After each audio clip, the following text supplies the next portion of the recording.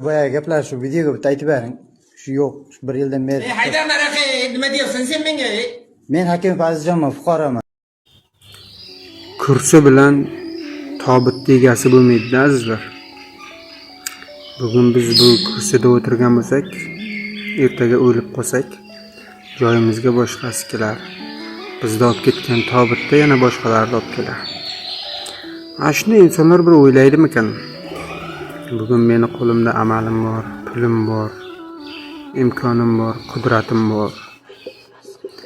Ertaga Alloh meni shu bir aravakash qilib qo'yishi, yo bir ko'chada bir mardikor qilib qo'yishi mumkin-ku deb ozgina xulosa qilarmikan? Ichimdagi gaplarim ko'p azizlar. Agar men bular hammasini aytadigan bo'lsam, bu hayotda men yo'q bo'lib qolishim mumkin. Yo, prosta